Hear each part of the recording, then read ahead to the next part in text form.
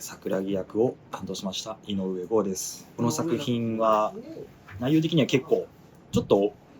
ヘビーな内容にはなってはいるんですけども、監督の入江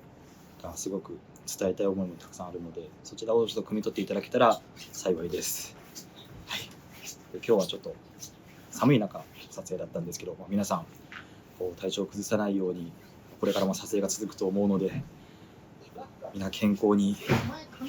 撮影を乗り切っていただきたいです。本当にありがとうございました。お先に失礼いたします。